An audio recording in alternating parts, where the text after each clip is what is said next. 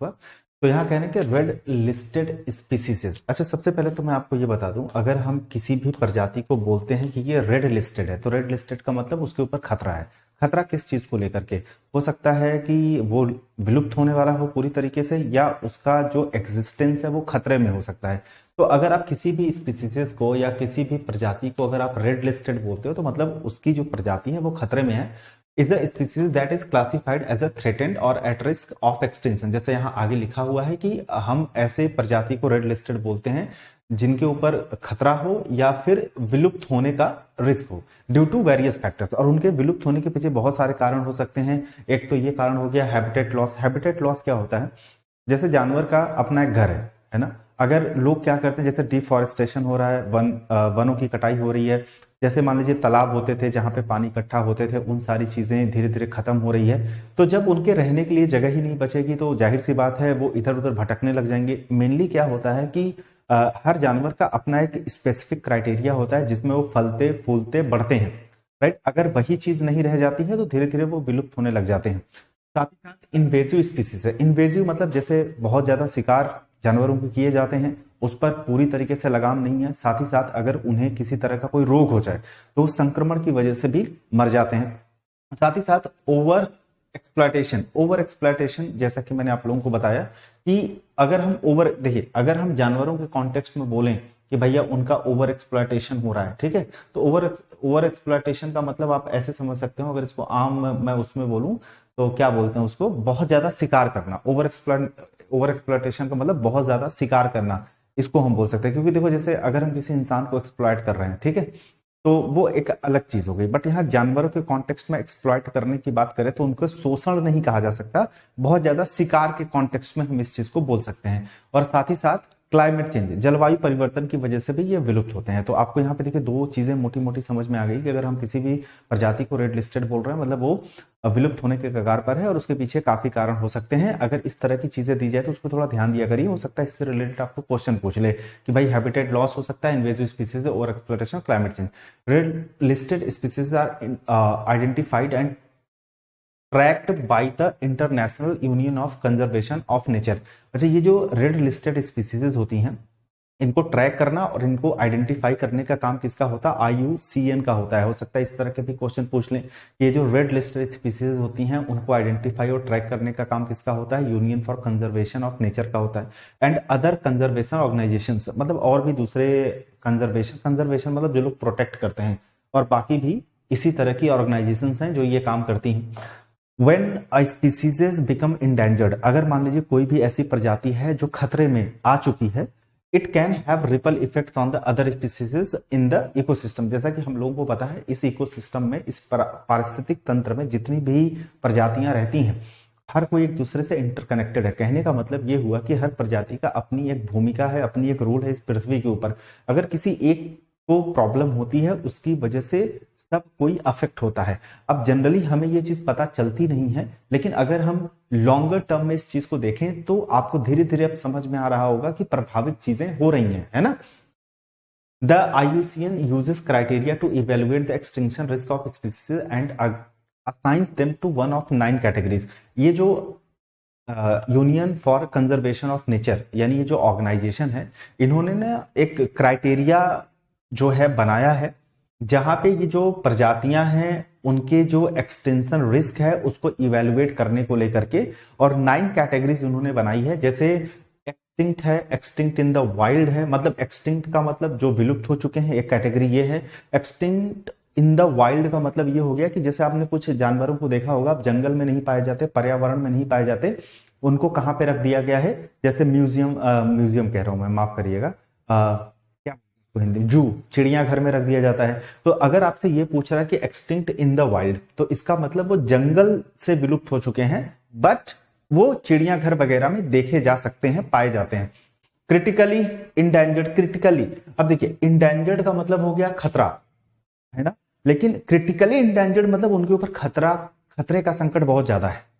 यानी इंडेंजर्ड मतलब खतरे में तो है, लेकिन क्रिटिकली इंडेंजर्ड मतलब बहुत ज्यादा खतरे में है। तो अगर अभी कोई मेजर नहीं लिया गया, अगर अभी कोई स्टेप नहीं उठाया गया, हो सकता है ये पूरी तरीके से विलुप्त भी हो सकते हैं। वल्नरेबल का मतलब इनकी स्थिति बहुत कमजोर है, ठीक है, बहुत दयनीय है। नियर थ्रेटेंड मतलब इतना ज्यादा खतरा तो नहीं है कि मतलब वो विलुप्त हो जाएं, लेकिन थ्रेटेंड है मतलब संकट में है उनकी प्रजाति। और लीस्ट कंसर्न का मतलब यानी उस प्रजाति को लेकर के चिंता अभी ना के बराबर है, उतना ज्यादा कंसर्न नहीं है। और डेटा डेफिशिएंट का मतलब उस प्रजाति के बारे में बहुत ज्यादा उनके पास पर्याप्त डेटा नहीं है। और नॉट इवेल्युएटेड का मतलब हो गया मतलब उस चीज का मूल्यांकन अभी नहीं किया गया है। तो अब आपने अगर यहाँ पे देखा तो जो 9 कैटेगरीज हैं, आपको 9 कैटेगरीज के बारे में पता होना चाहिए। क्यों पता होना चाहिए?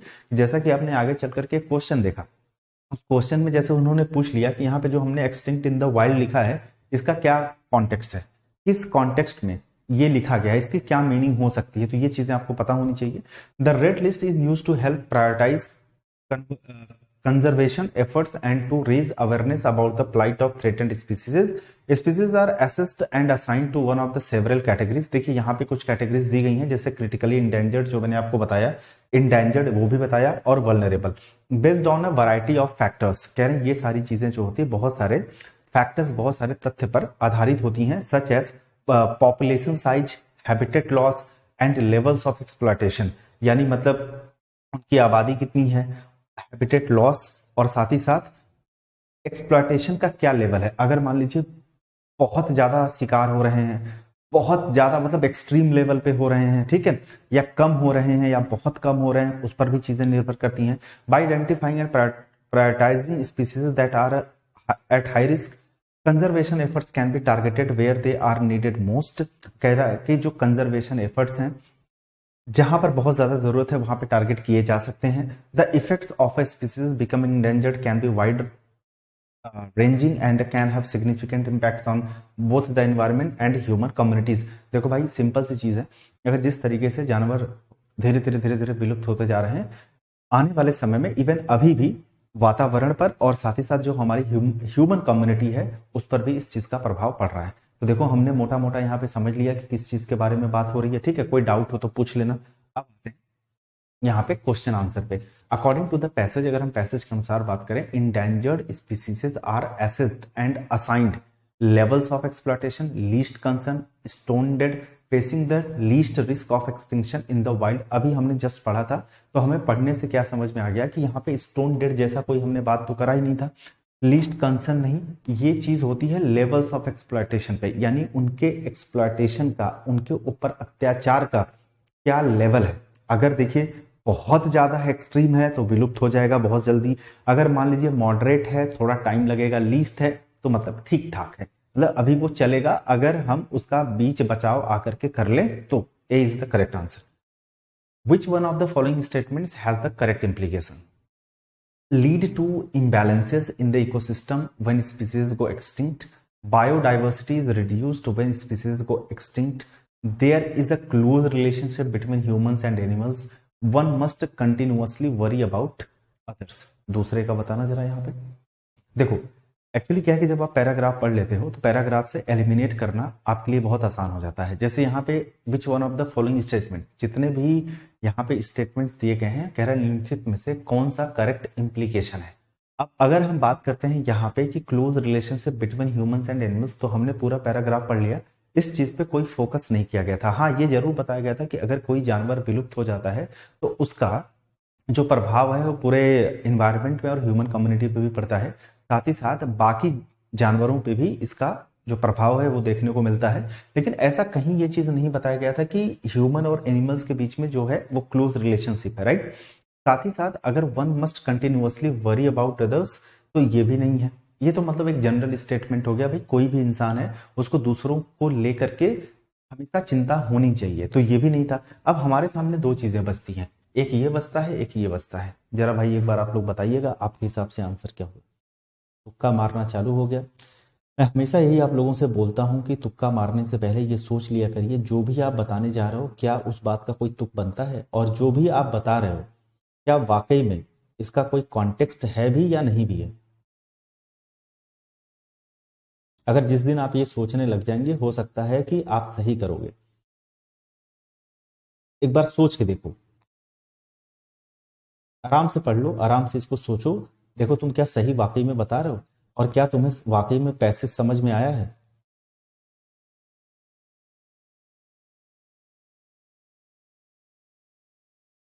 सर वो पहले वाले क्वेश्चन में आंसर है। अच्छा, पहले वाले क्वेश्चन में आंसर है, तो इसका आंसर क्या होगा?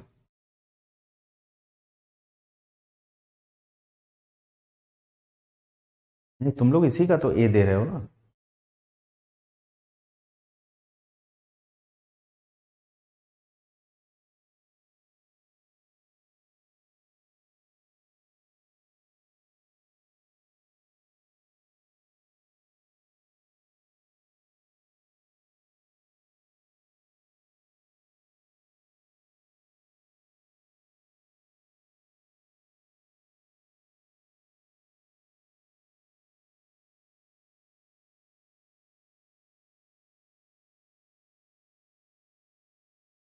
देखो देखो, मैं समझाता हूँ तुम लोगों को। नहीं नहीं नहीं, यहाँ पे ये जितने भी स्टूडेंट्स हैं गलत हैं। अब देखो, जब इस तरह की चीजें हो जाती हैं तो लोग तुक्का मारना शुरू कर देते हैं। उनको लगता है कि यार देखो, तीसरा होगा नहीं, चौथा होगा नहीं, खत्म कर दो। इन दो चीजों में है, अगर सर पूछ रहे हैं तो इसका मतलब ये है कि हमारा आंसर ये है, तो वो सेटिस्फाइड नहीं है इस चीज को लेकर के, इसलिए ये बता रहे हैं। तो तुक्का मत मारो, पहले चीजों को समझने की कोशिश करो। इससे ये चीजें समझ में आती है कि तुम्हें समझ में नहीं आया। तो सबसे पहले हम ये समझ लेते हैं कि ये जो है यहाँ में जो पूछा गया है, देखो, अगर कभी भी क्वेश्चन समझ में ना आए तो क्वेश्चन को स्किप कर दिया करो, छोड़ दिया करो, है ना। जब क्वेश्चन समझ में आ जाए तभी आंसर दिया करो। जैसे यहाँ पे पूछा गया था कि जितने भी कथन दिए गए हैं निम्नलिखित में से कौन सा करेक्ट इंप्लीकेशन। सबसे पहले तुम्हें यह समझने की कोशिश करनी है कि ये जो वर्ड इंप्लीकेशन दिया है उसका मतलब क्या है। तो इंप्लीकेशन का मतलब क्या होता है? Refers to the possible effect. ठीक है, ये क्या रेफर करता है? ये रेफर करता है, refers to the possible effect, यानी संभावित प्रभाव क्या होने वाले हैं, इस चीज को लेकर के बात कर रहा है, राइट। यानी क्या कंसिक्वेंसेस हो सकते हैं, क्या रिजल्ट हो सकता है। तो अगर ये नहीं समझ में आया है तो ऐसे लिख लो, वो तुमसे ये पूछ रहा है कंसिक्वेंस क्या हो सकता है।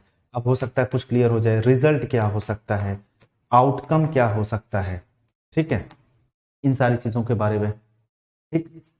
अब ये चीज को थोड़ा सा आगे बढ़ करके समझते हैं। तो यहां पे जैसे दिया गया था पहला वाला, ठीक है, जो तुम लोगों का आंसर था कि lead to imbalances in the ecosystem when species go extinct. देखो, मैं ये नहीं कहता कि ये सही नहीं है, ये सही हो सकता है, लेकिन पूरी बात को सुनना। ये एक्चुअली में ना कंसिक्वेंस रेदर देन अ डायरेक्ट इम्प्लीकेशन। ठीक है, मतलब अगर हम इम्प्लीकेशन की बात करें तो ये इम्प्लीकेशन से ज्यादा कंसिक्वेंस के बारे में बात कर रहा है। अच्छा, बायोडाइवर्सिटी के बारे में बात करें तो ये क्या कहता है कि जैसे हमने कहा कोई प्रजाति है, अगर वो विलुप्त हो जाती है तो इसका मतलब ये है कि मतलब ये चीज इकोसिस्टम के, मतलब ये रिमूव करता है important part of the ecosystem. मतलब जो बायोडाइवर्सिटी को क्या करती है, रिड्यूस करती है। बायोडाइवर्सिटी क्या होता है? The variety of life forms in an ecosystem. मतलब इकोसिस्टम में जो लाइफ की वैरायटीज होती हैं, लाइफ नॉर्म्स की जो वैरायटी होती हैं, वो होती हैं हमारी बायोडाइवर्सिटी। और अगर हम एक्सटिंक्शन की बात करते हैं किसी भी प्रजाति की, तो ये लॉस ऑफ द वैरायटी है, impacting the balance and health of ecosystem. तो अगर कोई भी जानवर विलुप्त होता है या कोई भी प्रजाति विलुप्त होती है तो ये जो इकोसिस्टम की हेल्थ है और जो उसका संतुलन है उसको प्रभावित करता है। तो यही चीज करेक्ट होनी चाहिए कि बायोडाइवर्सिटी जो है वो रिड्यूस होती है, यानी जब कोई भी प्रजाति विलुप्त हो जाती है। अगर अभी भी कोई डाउट है तो एक बार बता दो, बताओ।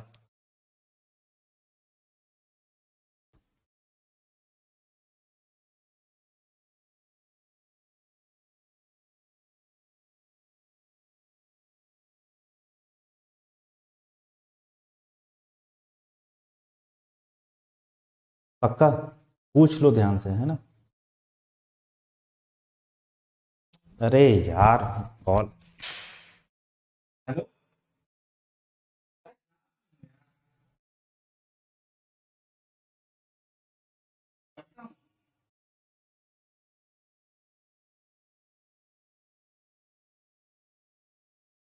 पास में रहो तो पता नहीं क्या, फोन पे फोन, फोन पे फोन। ठीक है ना।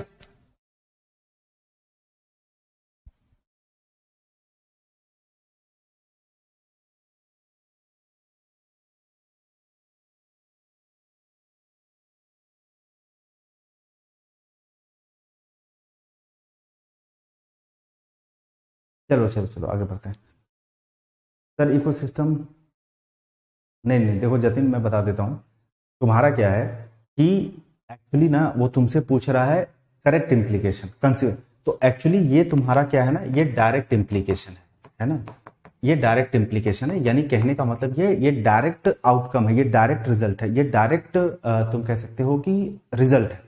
तो अगर कोई भी प्रजाति जो है अगर वो विलुप्त हो जाती है तो तुम्हारी जो बायोडाइवर्सिटी होती है उस पर मतलब डायरेक्ट जो है वो प्रभाव पड़ता है।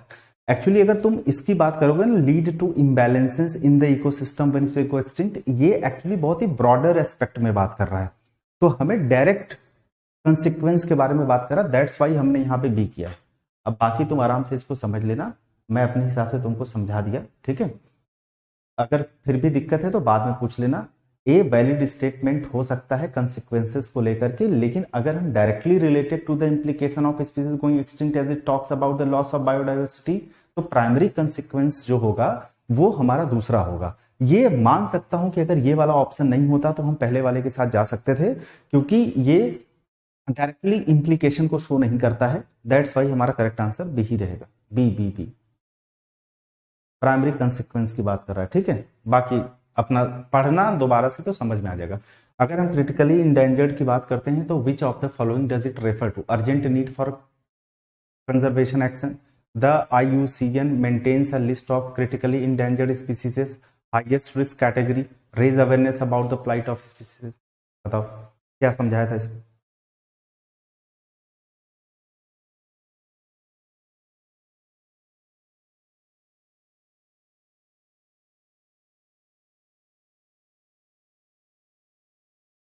देखो जब हमने कहा था क्रिटिकली इंडेंजर्ड, इसका मतलब बहुत मतलब हाईएस्ट रिस्क है।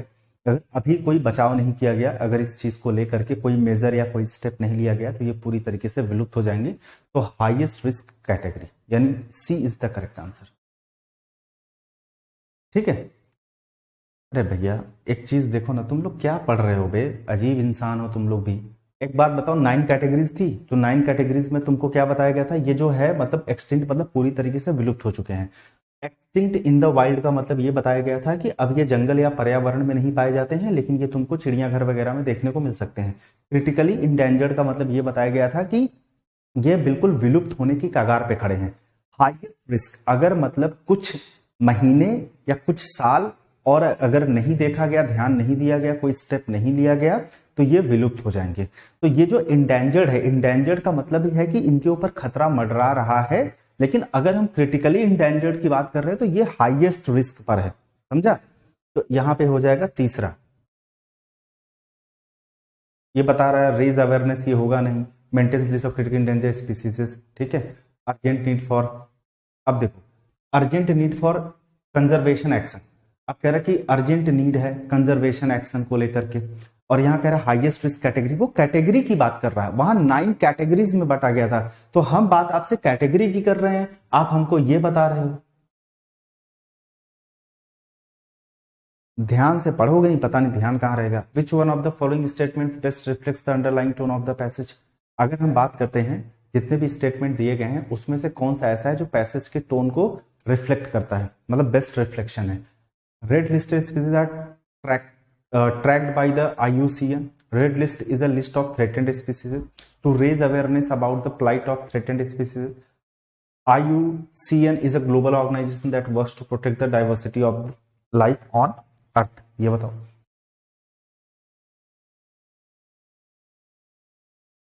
हमने शुरुआत में पढ़ा था। अच्छा अगर ये ओवरऑल हम लोग पैसेज की बात करें तो पैसेज में हमने ये बात करी थी कि उन प्रजातियों के बारे में जो रेड लिस्टेड है। रेड लिस्टेड का मतलब ये हो गया है कि जिनके ऊपर खतरा मंडरा रहा है एक्सटिंक्ट को लेकर के, यानी विलुप्त होने को लेकर के। तो यहाँ पे ये हो जाएगा red list is a list of threatened species, यानी second is the correct answer. चलो अब इसको पढ़ रहे हो ना, इसको थोड़ा ध्यान से पढ़ना, ठीक है। हवाबाजी तुम लोग ज्यादा करते,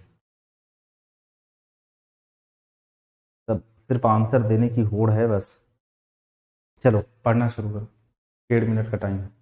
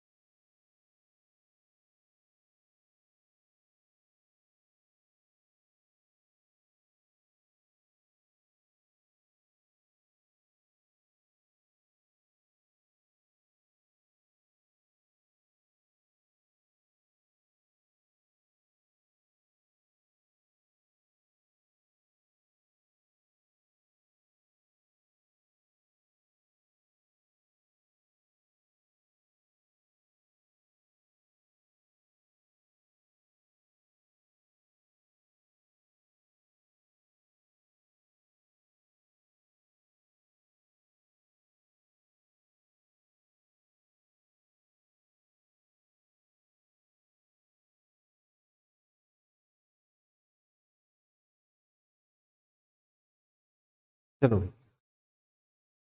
पढ़ लिया, समझ लिया, ठीक है। देखें, देखो, one of the most hazardous conditions a firefighter will ever encounter is a backdraft also known as a smoke explosion. पहले मैं समझा देता हूं। अगर हम लोग फायर फाइटर की बात करते हैं, उनके लिए अगर हम हैजर्डुअस कंडीशन की बात करें, उसमें से एक है जो वो सामना करते हैं, उसे बैक ड्राफ्ट बोला जाता है। और बैक ड्राफ्ट को हम लोग स्मोक एक्सप्लोजन के नाम से भी जानते हैं। फिर से समझा देता हूं। अगर कोई फायर फाइटर है, उसके सामने सामना करने को लेकर के बहुत खतरनाक कंडीशंस होती हैं, बहुत सारे होती हैं। उसमें से एक जो यहाँ पे बात हो रही है वो बैक ड्राफ्ट को लेकर के है। और बैक ड्राफ्ट को हम लोग स्मोक एक्सप्लोजन बोलते हैं। ये स्मोक एक्सप्लोजन क्या है पहले वो समझ लो। जैसे मान लो किसी कमरे में या किसी घर में आग लग गई, ठीक है। अब होता क्या है कि कमरा पूरी तरीके से इन सर्कल है। इन सर्कल का मतलब इनक्लोज्ड है, एरिया पूरी तरीके से बंद है। अब जब ये जलने लगा तो ऑक्सीजन तो उसको मिल नहीं रहा है। तो जब ऑक्सीजन नहीं मिलता, कि अंदर की जो लपटें होती हैं वो बहुत धीरे धीरे जलती हैं, या बहुत ज्यादा धुआं हो जाता है, बहुत ज्यादा स्मोक हो जाता है। और अब जब जलते जलते कोई सपोज करो खिड़की टूट गई या दरवाजा टूट गया, तो अचानक से मतलब जैसे कार्बन मोनोऑक्साइड पूरे कमरे में भर गया, CO2 मान लो, और अदर गैसेस जो है वो पूरे कमरे में भरी हुई हैं, बट ऑक्सीजन की कमी है। ऑक्सीजन की कमी होने के कारण वो पूरी तरीके से आग जल नहीं रही है। मतलब लपटें बहुत ही धीरे धीरे, बहुत धुआं बहुत ज्यादा उठ रहा है। जैसे ही उसे ऑक्सीजन मिलता है, कोई दरवाजा टूटा, कोई खिड़की टूटी, और अचानक से हवा उस कमरे के अंदर आती है, तो वो जो एक्सप्लोजन होता है ना अचानक से, उसे हम लोग क्या बोलते हैं? Smoke explosion. क्लियर है? A backdraft can occur in the hot smoldering phase of a fire when burning is incomplete and there is not enough oxygen to sustain the fire। देखो वहां पे ये चीज कह रहा है कि ये जो बैकड्राफ्ट होता है, जिसको हम स्मोक एक्सप्लोजन बोलते हैं, ये तब घटित होता है जब आपकी बर्निंग इनकम्प्लीट हो, यानी पूरी तरीके से ऑक्सीजन नहीं मिल रहा हो और जो लपटें हैं वो पूरी तरीके से नहीं आ रही हो, मतलब आग पूरी तरीके से न लगी हो, लपटें बहुत धीरे धीरे जल रही हो, और पर्याप्त जो है ऑक्सीजन न हो फायर को सस्टेन करने को लेकर के। क्योंकि सबको पता है आग तभी जलती है, लगती है, जब ऑक्सीजन मिले। अगर ऑक्सीजन नहीं होगा तो पूरी तरीके से सही से नहीं जलेगी। Unburned carbon particles and other flammable product combined with the intense heat may cause instantaneous combustion if more oxygen reaches the fire. जैसा कि मैंने आप लोगों को बताया, जब उसको प्रॉपर ऑक्सीजन नहीं मिलता है, तो जैसे कार्बन मोनोऑक्साइड होता है या CO2 होता है, जो अदर गैसेस होती हैं जो स्टिमुलेशन का काम करती हैं आग लगने को लेकर के, वो एक जगह पे इकट्ठा हो जाती हैं। जैसे ही उनको अचानक से ऑक्सीजन मिलता है और फट जाता है, राइट? वही चीज बताया जा रहा था। Firefighter should be aware of the condition that indicate the possibility for a backdraft to occur. कह रहे जो फायर फाइटर्स होते हैं उनको ऐसी कंडीशंस को लेकर के अवेयर रहना चाहिए, और indicate the possibility for a backdraft to occur. और उनको मतलब ये जो बैकड्राफ्ट है या जो स्मोक एक्सप्लोजन है, ये होने वाला है, इसकी होने की संभावना है, घटित होने को लेकर के, उसको लेकर के उन्हें जागरूक होना चाहिए। When there is a lack of oxygen during a fire, the smoke becomes filled with carbon dioxide, carbon monoxide and turns dense gray or black। जैसा कि हमने आपको बताया कि अगर smoke becomes filled with carbon, है ना, जैसा कि हमने बताया अगर ऑक्सीजन नहीं मिल रहा है तो पूरा का पूरा वो एरिया होता है कार्बन डाइऑक्साइड, कार्बन मोनोऑक्साइड और डेंस ग्रे या ब्लैक। मतलब होता क्या है, ये डेंस ग्रे ब्लैक क्या होता है, जब कहीं पे आग लगी हो और अगर उसे ऑक्सीजन नहीं मिल रहा हो, तो कभी इस चीज को नोटिस करिएगा, कोई वीडियो देखिएगा, तो जो खिड़कियां होती हैं ना, उस पे काले धब्बे बनने लग जाते हैं धुएं की वजह से। ठीक है, ये कुछ संकेत होते हैं जिससे ये समझ में आ जाता है फायर फाइटर्स को या जो जानकार होते हैं कि यहाँ पे एक्सप्लोजन होने वाला है। और साथ ही साथ other warning signs of potential backdraft, और कुछ दूसरे भी आपको संभावित साइंस मिलते हैं, यानी साइन किसके? चेतावनी के। कुछ वार्निंग आपको पहले से ही मिल जाती है कि ऐसा एक्सप्लोजन होने वाला है। वो क्या है? लिटिल और नो विजिबल फ्लेम, यानी फ्लेम जो होता है वो बहुत धीरे धीरे जलता है या ना के बराबर जलता है, क्योंकि उसे ऑक्सीजन नहीं मिल रहा होता तो आग की लपटें उठेंगी नहीं। और साथ ही साथ एक्सेसिव हीट, बहुत ज्यादा गर्मी उस एरिया में हो जाती है, क्योंकि जब आग जलेगी नहीं तो जैसे होता नहीं है कि आग जल नहीं रही है, धुआं धुआं उठे जा रहा है, तो बहुत एक्सेसिव हीट हो जाएगा और smoke leaving the building in puffs. और जैसा कि हमने आपको बताया कि धब्बे पड़ जाते हैं धुएं के, काले काले, खिड़की वगैरह पे देखेंगे मफल्ड साउंड, और ना उस एरिया से एक मफल्ड साउंड्स, मतलब धीमी धीमी आवाजें आनी शुरू हो जाती हैं। वो कोई भूत वूत नहीं होता, वो एक तरह की आवाज आती है जिससे ये समझ में आ जाता है कि यहाँ प्रॉपर ऑक्सीजन नहीं मिल रहा है आग जलने को लेकर के। एंड स्मोक स्टेन्ड विंडोज, और विंडोज पर स्टेन्ड पड़ जाते हैं, यानी दाग धब्बे पड़ जाते हैं धुएं के। Proper ventilation will make a backdraft less likely. अगर प्रॉपर वेंटिलेशन है, जहां पे आग लगी है, तो वहां पे बैकड्राफ्ट होने के कोई चांसेस खैर नहीं होते, बहुत कम होते हैं। Opening a room or a building at the highest point allows heated gases and smoke to be released gradually. However suddenly breaking a window or opening a door is a mistake. अगर अचानक से या लीजिए किसी ने खिड़की खोल दी या दरवाजे, बहुत जने को नहीं पता होता है कहीं पे आग लगी है, तो बुझाने के चक्कर में, जैसे आपने मूवीज वगैरह में देखा होगा, अगर कहीं पे बहुत ज्यादा आग लगी है, अंदर कोई हीरोइन, कोई हीरो, कोई बच्चा वहां पे है और कोई बचाने वहां जाता है, तो जैसे ही वो दरवाजा खोलता है या उसको लेकर के जाता है तो बहुत तेजी से धमाका होता है। तो शायद अगर अभी तक आपको ये चीज नहीं पता रही कि वो धमाका क्यों होता है, भाई आप साइंस के स्टूडेंट हैं, आपको पता ही होगा वो धमाका क्यों होता है। तो आज जान लीजिए, वो धमाका ऐसा नहीं होता कि वहां पे बम लगाया रहता है, वो धमाका इसलिए होता है जैसे दरवाजा टूटता है तो प्रॉपर ऑक्सीजन मिलता है, तो जिसकी वजह से वो एक्सप्लोजन होता है वहां पे। और is a mistake because it allows oxygen to rush in causing an explosion. जैसा कि वो बता रहा है कि अगर आप दरवाजा खिड़की खोलते तो ये गलती है, क्योंकि वहां पे ऑक्सीजन चला जाता है और एक्सप्लोजन का कारण बनता है। तो ये सारी बातें आपको क्लियर हो गई। अब आइए इसको समझते हैं। When compared with a hot smoldering fire, a fire with visible high reaching flames has more oxygen available for combustion। combustion होता है प्रॉपर प्रोसेस ऑफ बर्निंग, जलने की जो प्रक्रिया होती है उसको कहा जाता है। Has more carbon dioxide available for consumption और produces more dense grey smoke, is more likely to cause a backdraft. बताओ पांचवें का क्या होगा?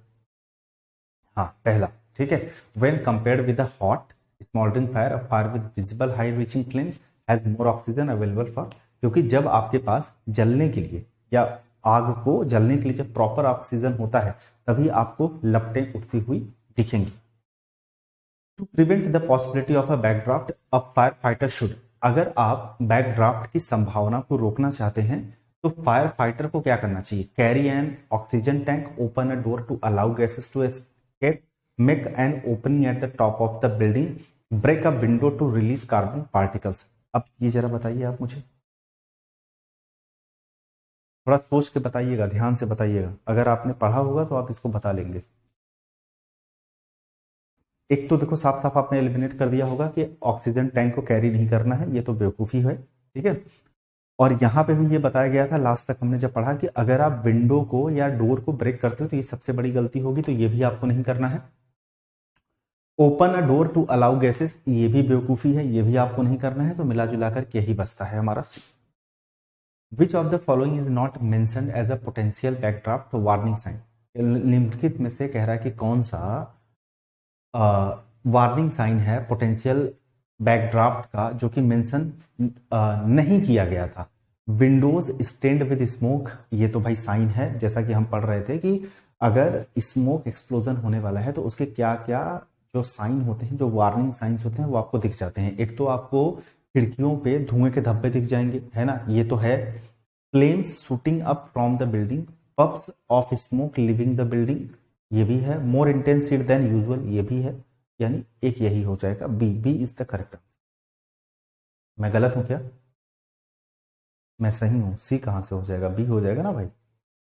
विंडो पे धब्बे आ जाते हैं, puffs of smoke leaving the building, ये भी हमने पढ़ा था। मोर इंटेंस, वहां पे जो यूजुअल हीट होनी चाहिए उससे ज्यादा हीट हो जाती है।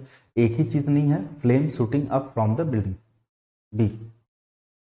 अगला, a backdraft is a dangerous condition for firefighters mainly because. कह रहा है कि बैकड्राफ्ट है वो एक डेंजरस कंडीशन होती है फायर फाइटर्स के लिए, मेनली बिकॉज। कारण क्या है? There is not enough oxygen for breathing, the heat is extremely intense, the smoke is dangerously thick and explosion occurs. बताओ। हाँ चलो ठीक है, बढ़िया, ये तुम लोगों ने सही कर लिया। अब जो है दोस्त, देखो एग्जाम में हो सकता है कि कुछ क्वेश्चन तुम्हें ऐसे देखने को मिल जाए, उनके अंदर मतलब रहेगा तो पैराग्राफ इजी, बट वो बहुत लेंदी हो सकता है। जैसे 2 स्लाइड में, एक बार आप पैराग्राफ को पहले पढ़ लो। मैं आपको 1.5 मिनट तो नहीं दूंगा, 2 मिनट दूंगा। 1 मिनट इसके लिए दूंगा और 1 मिनट इसके लिए दूंगा। यूजुअली मैं आपको 1.5 मिनट देता हूं। ये स्टोरी बेस्ड पैराग्राफ है, दैट्स वाई 1-1 मिनट मिलेगा। चलो एक बार स्टॉप वॉच लगा लेते हैं तो फिर शुरू करते हैं। शुरू करो।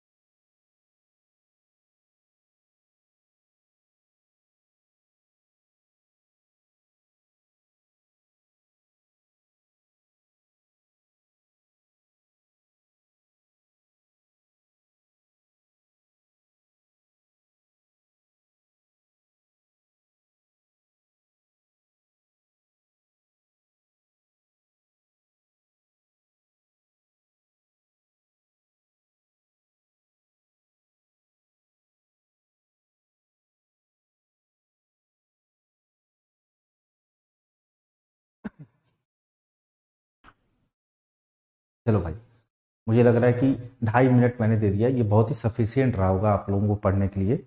अब आइए आंसर पे, ठीक है, पहला बताइए।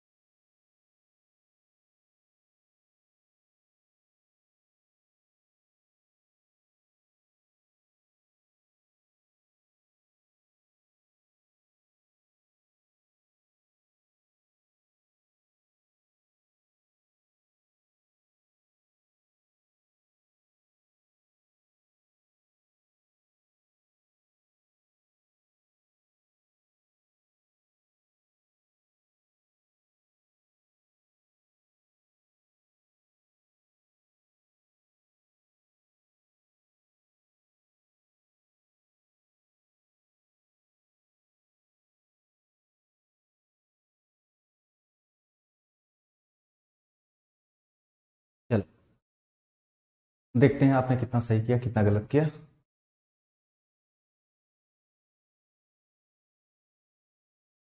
ठीक है, आ जाओ।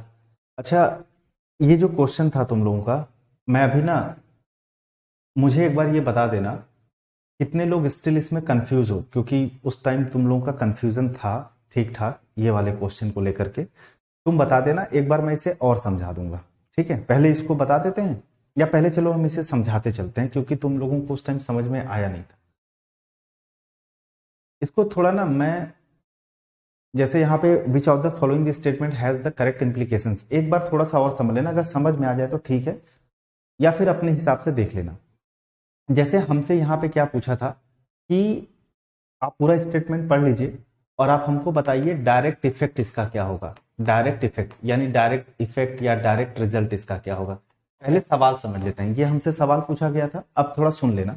जैसे मान लो ये इकोसिस्टम है, ठीक है, इसको ऐसे समझो, टीचर होना भी बहुत, क्या ही बोलो, टास्क है चीजों को समझाना। जैसे ये एक इकोसिस्टम है, ऐसे मान लो यहाँ 1 2 3 4 5 6 7 8 9 10, ठीक है, ये पूरा मिला जुला करके मान लो इसमें प्लांट भी है, इसमें मान लो एनिमल भी है, ठीक है, ये सारे लोग मिला जुला करके बहुत सारी चीजें इसमें रहती हैं। अब तुम ऐसे मान लो, इसको हम ऐसे समझ लें कि ये वाला जो है ना, ये तुम्हारा प्लांट है, ठीक है, ये मान लो प्लांट है, इसको मान लो ये कोई एनिमल है, ठीक है। अब जनरली होता क्या है कि ये पूरा इकोसिस्टम एक दूसरे से कनेक्टेड है। अब मान लो ये जो जानवर है इस प्लांट को खाया करता था, ठीक है, अब ये वाला जो एनिमल है इसको मान लो ये खत्म हो गया, मतलब ये विलुप्त हो गया एक तरीके से। जब ये विलुप्त हो गया तो क्या अब इस प्लांट को खाने के लिए ये बचा? नहीं बचा। अब ये प्लांट क्या करेगा? ग्रो करेगा, बहुत ज्यादा ग्रो करने लगेगा, ठीक है। अब जब बहुत ज्यादा ग्रो करने लगेगा, जैसे मान लो एक सिस्टम ऐसे चल रहा है, उसमें से एक चीज को तुमने यहां से क्या कर दिया, हटा दिया। अब इसका प्रभाव सब पे पड़ेगा कि नहीं पड़ेगा? पड़ेगा सब पे प्रभाव, डन। तो वही चीज यहाँ पे ये बताया जा रहा है कि सपोज करो ये इकोसिस्टम है, इस इकोसिस्टम में मान लो कैसा, हमने एग्जांपल लिया, कोई घास थी, कोई प्लांट थी, उसको एक जानवर खाया करता था, अब ये जानवर विलुप्त हो गया, अब मान लो ये बहुत ज्यादा ग्रो करने लग जाएगी, है ना, इससे सब कुछ प्रभावित हो जाएगा, राइट। अच्छा, अगर हम लोग बात करें, ये अगर इस बात को तुम समझो, तो यहां पे जो वो इम्बैलेंस की बात किया था, तो इम्बैलेंस यानी वो प्रॉब्लम हमें बता रहा था। ये एक्चुअली में डायरेक्ट इफेक्ट नहीं था, इसकी वजह से इकोसिस्टम में क्या प्रॉब्लम आ सकती है वो बता रहा था। अब अगर मान लो हम बायोडाइवर्सिटी की बात कर ले, ठीक है, ये जो हमारे सामने बायोडाइवर्सिटी की बात कर ले, जैसे मान लो यहां पे रहती है वैरायटी ऑफ लाइफ, ठीक है, डिफरेंट वैरायटी ऑफ लाइफ लिख लो, मतलब बहुत तरह के यहां पे जानवर रहते हैं। मैं सपोज कर लेता हूं, जैसे इसमें मान लो पहले रहते थे, इस बायोडाइवर्सिटी में पूरा मिलाकर के मान लो, सिर्फ मान लेते हैं 10 प्लांट हो, एनिमल हो, दुनिया भर की चीजें मान लो 10 रहती है, या जानवर को मान ले 10 जानवर रहते हैं। अब 10 जानवर में से एक जानवर हो गया तुम्हारा विलुप्त, खत्म हो गया, अब कितने बचे? तुमने कहा 9 है। अब ये बताओ तुम, ये पढ़े, हमसे पूछा क्या जा रहा है, डायरेक्ट इफेक्ट डायरेक्ट रिजल्ट क्या होगा। तो देखो ये तो डायरेक्ट इफेक्ट ये दिखा रहा है ना, 10 जानवर थे, एक विलुप्त हो गया, अब लेस वैरायटी ऑफ, मतलब यहाँ पे डिफरेंट वैरायटी ऑफ हम लाइफ की बात कर रहे थे, अब लेस वैरायटी ऑफ लाइफ हो गया, 10 से एक घट गया, 9 हो गया। अब मान लो यहाँ पे 2 विलुप्त हो जाए 8 हो जाएगा, 3 विलुप्त हो जाए 7 हो जाएगा। तो ये डायरेक्ट इफेक्ट हमें देखने को मिल रहा है बायोडाइवर्सिटी के अंदर। लेकिन ये जो तुम इंबैलेंस की बात कर रहे थे इकोसिस्टम में, ये प्रॉब्लम की बात कर रहा था, ये समस्या आ सकती है। आई बात? तो मुझे लग रहा है कि अब थोड़ा क्लैरिटी तुमको मिल गया होगा कि ये क्यों होगा। जिनको थोड़ा सा वो रहा होगा ना कि कंफ्यूजन की समझे ना समझे, अब एक बार बता देना, क्योंकि मुझे लग रहा है कि इससे आसान चीजें नहीं हो सकती। तुम लोगों ने इकोसिस्टम बायोडाइवर्सिटी के बारे में पढ़ा होगा, यहाँ पे हम रिडक्शन इन बायोडाइवर्सिटी की बात कर रहे हैं, ठीक है, और वहां पे हम प्रॉब्लम की बात कर रहे थे, अगर कोई स्पीसीज जो है अगर वो विलुप्त हो जाता है तो उससे क्या समस्या हो सकती है। तो हमसे जो क्वेश्चन पूछा था, क्वेश्चन के हिसाब से हम कहाँ पे जाएंगे। ये एक जो बच्चा था, क्या नाम था उसका, जतिन करके था, उसने जो पूछा था, आई थिंक तुम्हें अभी क्लियर हो गया होगा। तो आ जाओ इस पे। अब जैसे यहाँ पे है, today all the relatives have come to Dhanu's house to celebrate Dussehra. ये बस पढ़ते जाएंगे समझते जाएंगे कि आज मतलब जितने भी रिलेटिव्स थे वो धानु कोई नाम होगा, उनके घर पे आए थे दशहरा सेलिब्रेट करने के लिए। They have come with their luggage in their bull carts. Dhanu's father in the eldest in the family, so all the festivals are celebrated at their house. मतलब सब लोग अपना लगेज वगैरह लेकर के आए थे, और जो धानु के पिता थे तो परिवार में सबसे बड़े थे, इसलिए जो फेस्टिवल्स वगैरह है उन्हीं के यहाँ सेलिब्रेट होते थे। धानुस मदर आई, जिनको हम लोग आई बोलते हैं, the wife of mother's brother mami and the wife of father's brother kaki are busy making puran poli sweet roti made from jaggery and gram, ठीक है, वो चीज होगा। Along with this is spicy curry dish is also made. The day passes is laughing and chatting, but by evening everyone's mood changes. मैं इसकी हिंदी नहीं बताता हूँ क्योंकि इजी है, तो मैं पढ़ते चलता हूँ, ठीक है सिर्फ। The women and children begin to pack their luggage. The men sit down with the Mukadam agent who lends money, मतलब ऐसे लोगों को गांव में बोला जाता है जो लोगों को पैसे वगैरह देते हैं। For the meeting, the Mukadam gives the details of the loan taken by each family. Then the talks for the next few months begin. The Mukadam explains to the villagers in which areas they would go for the next 6 months. He also gives them some money as loan for their expenses. Ever since Dhanu remembers, this has been the routine. Families like Dhanu's work on the lands of big farmers till Dasahara before the rainy season. Many other families also work on such lands. They earn just enough money to keep them going through these months, but how to manage the remaining 6 months when there is no rain and there is no work in the field is question mark. So everyone borrows money from the मुकादम। तो वही कह रहे हैं कि मतलब जब बारिश नहीं होगी, काम नहीं रहेगा खेतों में, तो लोग भाई उस टाइम मजबूरी हो जाती है पैसा लेने के लिए। To pay back this money they have to work for the, ये जो भी है इसको बोल देते हैं हम लोग, जो भी पैसा एजेंट होता है इसको एजेंट मान लेते हैं। तो लोग मजबूर हो जाते हैं, जब पैसा नहीं चुकाने का कोई ऑप्शन होता है तो उसके लिए काम करते हैं। Agent is an agent for sugar cane factories. ये जो मुकदम है जो कह रहा है ये शुगर केन फैक्ट्रीज का एजेंट है। He helps them to find work in sugar cane fields in the next few months. Dhanu, his parents, his काका and his 2 elder children, his mama, mami and their 2 daughters and 40-50 other families from the village will stay away from home. In this 6 months, Dhanu and many children like him will not be able to go to school. Dhanu's old grandmother, aunt who can't see, and 2-month-old cousin sister would stay back in the village. In other homes too, the old and the ill people stay behind. Dhanu misses his grandmother a lot. Dhanu always keeps wondering who will take care of his grandmother, but what can Dhanu do?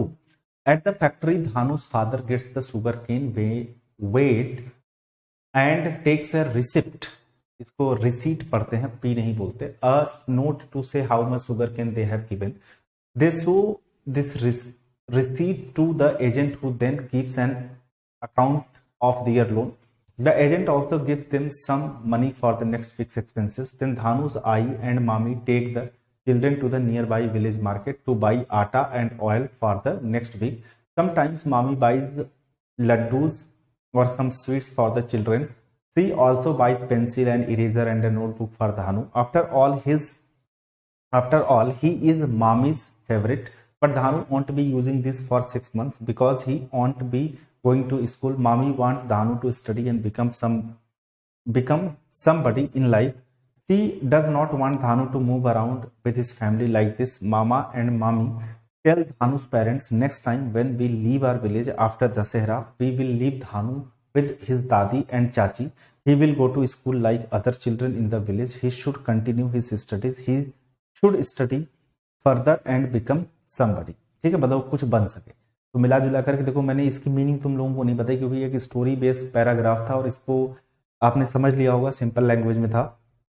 तो कहता why does everyone gather at Dhanu's house for the festival of Dussehra, मतलब हर कोई धानु के घर पे क्यों इकट्ठा होता है दशहरा के फेस्टिवल के लिए। Because Dhanu's house is the largest in the village, ये तो नहीं दिया गया था। Because Dhanu's father is the eldest, क्योंकि धानु के जो पिता थे वो फैमिली में सबसे बड़े थे, दैट्स वाई लोग वहां पर इकट्ठा होते थे। दैट्स वाई इसका जो करेक्ट आंसर हो जाएगा वो हो जाएगा आपका बी। ठीक है, what is the primary reason that Dhanu's family and other villages borrow money from the mukadam, यानी मुकादम से जो गांव वाले और धानु की फैमिली थी वो पैसा लेते थे, उधार लेते थे लोन के रूप में। उसका प्राइमरी रीजन क्या था? टू सेलिब्रेट फेस्टिवल्स विद ग्रैंडवर, कि मतलब बहुत भव्य तरीके से फेस्टिवल्स मना सकें, इसके लिए ये तो नहीं दिया गया था। टू बाई, ये भी नहीं दिया गया था। To sustain themselves during the 6 months when there is no rain and no work in the field, यानी जब बारिश नहीं होती है 6 महीने तक और खेतों में काम नहीं होते हैं, उसकी वजह से उन्हें लेना पड़ता है। ठीक है, ये चीज। अगला, why does Mami want Dhanu to stay back in the village and continue his studies? Because Dhanu is her favorite and she wants him to become somebody in life. Because Dhanu is not physically, ये तो दिया नहीं था। Because Dhanu parents can no longer afford to send him with them. Because the school in the village provides free meals, ये भी नहीं दिया गया था। अब अगर हम लोग A और B में बात करें, सॉरी A और C में बात करें, ये हो जाएगा C। 12 का सी, सॉरी सी कह रहा हूं, माफ करिएगा, ए हो जाएगा, ए, क्योंकि हम लोगों ने पढ़ा था कि जो धानु है वो उनकी फेवरेट थी और वो चाहती थी कि वो अपनी जिंदगी में कुछ बने। हाँ, which of the following statements is false based on the passage, अगर हम पैसेज के आधार पर बात करें तो निम्नलिखित में से कौन सा दिया गया स्टेटमेंट गलत है? द मुकादम provides loan to the villagers for their expenses. Dhanu's family and many others leave their village for work for 6 months. Dhanu's mommy buys him sweets and school supplies, which he uses during the 6 months away from school. Dhanu's grandmother stays back in the village while the family works away from home. तो इसमें से गलत कौन सा है उसके बारे में बात कर रहा है। तो Dhanu's mommy buys him sweets and school supplies, which he uses during the 6 months away from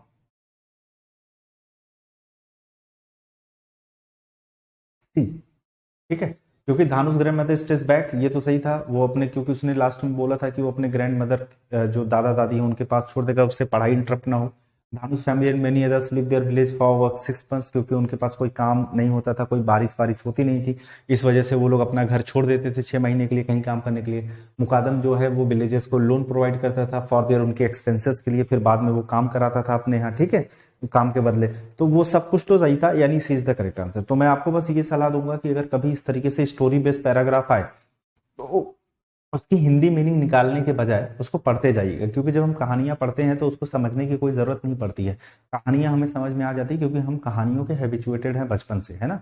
बाकी चीजों को हमें समझना पड़ेगा, जैसे मैंने बाकी चीजें समझा दी थी। अब आ जाइए यहाँ पे, शुरू करिए। चलो टाइम है, शुरू करते हैं। 1 मिनट का टाइम ले लो।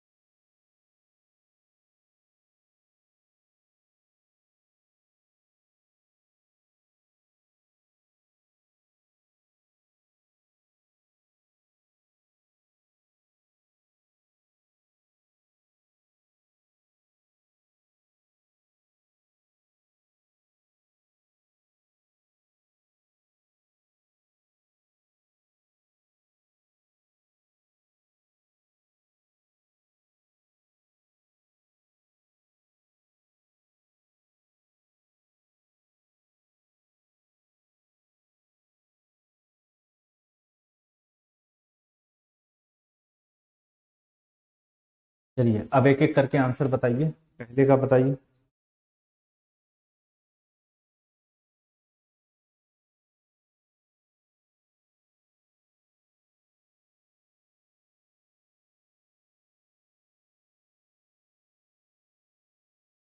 दूसरा बताओ।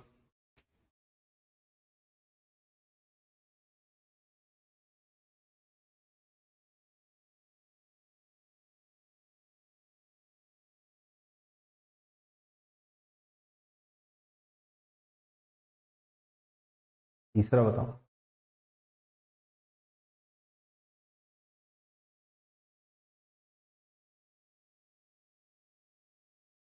नेक्स्ट बताओ।